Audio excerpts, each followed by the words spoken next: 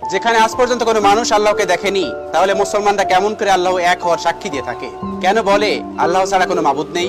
দ্বিতীয় প্রশ্ন, পৃথিবীর সবকিছু আল্লাহ তাআলার অনুগত, তাহলে পৃথিবীতে যা কিছু হয় ভালো মন্দ তার সমস্ত কিছুই আল্লাহর হুকুমে হয়ে থাকে।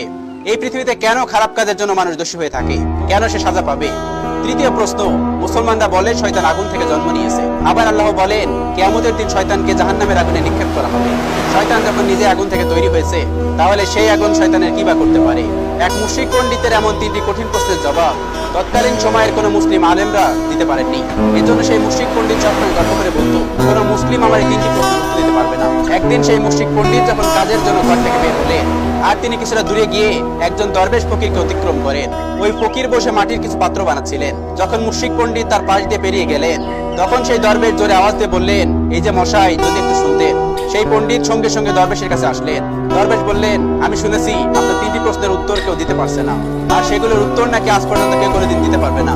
আপনি মনে করছেন যদি আপনি সেই প্রশ্নগুলো আমাকে একটু করতেন, তাহলে সেই উত্তর দিতে পারি কিনা চেষ্টা করে দেখতাম। দরবেশের মুখে এমন কথা শুনে সেই মুশরিক পণ্ডিত হাসলেন। তিনি বললেন, আমার এই প্রশ্নের উত্তর বর্তমান জামানার বড় বড় আলেমরা দিতে পারেননি, আর আপনি তো একজন ফকির মানুষ, আপনার কাছে কি বা জ্ঞান থাকতে পারে?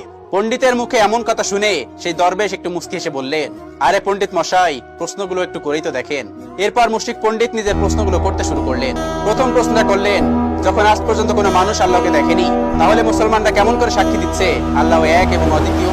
দ্বিতীয় প্রশ্ন হচ্ছে, যখন পৃথিবীর সবকিছু আল্লাহর অনুগত, তাহলে ভালো খারাপ সবকিছু তো আল্লাহর হুকুমে হয়, মানুষ কেন হারাম কাজের জন্য শাস্তি ভোগ করে দোষী হবে? তৃতীয় প্রশ্নটি হলো, আল্লাহ রাব্বুল আলামিন শয়তানকে আগুন থেকে সৃষ্টি করেছেন, আবার কিভাবে আগুনে পোড়াবেন?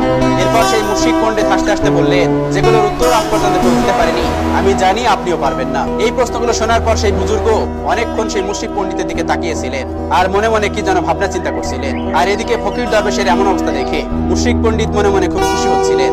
এরপর সেই ফকির দরবেশ হঠাৎ করেই নিজের হাতে থাকা উপস্থিত একটা মাটির পাত্র দ্বারা সেই মুশরিক পণ্ডিতের মাথায় প্রচন্ড জোরে আঘাত করলেন। আর সেই পাত্রের আঘাতের কারণে মুশরিক পণ্ডিতের মাথা থেকে রক্ত বেরোতে শুরু করলো। এতে পণ্ডিত রেগে গেলেন। আশেপাশের লোকজনও বিষয়টা খুব খারাপ চোখে দেখলেন। তখন মুশরিক পণ্ডিত বললেন, প্রশ্নের উত্তর যখন বুদ্ধি খাটিয়ে দিতে পারেননি, তখন দৈহিক শক্তি ব্যবহার করে আমাকে জখম করলেন। আমি নিজে আদালতে যাব এবং আপনাকে কাঠগড়ায় দাঁড় করাবো। শুধু তাই নয়, উপস্থিত থাকা বেশ কিছু মুসলমানও সেই দরবেশকে ভৎসনা করলেন এবং বললেন, প্রশ্নের উত্তর তুমি দিতে পারলে না, তাকে মারা তোমার ঠিক হয়নি। যাই হোক, মামলা শেষ পর্যন্ত আদালতে গড়ালো। তৎকালীন কাজী সাহেবের সামনে সেই ফকিরকে জিজ্ঞাসাবাদ করা হলো। কাজী সাহেব বললেন, আপনি এই ব্যক্তিকে মেরেছেন কেন? উত্তরে দরবেশ বললেন, আমি তো পণ্ডিতকে আঘাত করিনি, বরং পণ্ডিতের সেই তিনটি প্রশ্নের উত্তর আমি তাকে দিয়েছি। একথা শুনে আদালতে থাকা সবাই অবাক হয়ে গেলেন, কারণ তারা সবাই জানতেন এই মুশরিক পণ্ডিতের তিনটি কঠিন প্রশ্নের উত্তর আজ পর্যন্ত কেউ কোনোদিন দিতে পারেনি।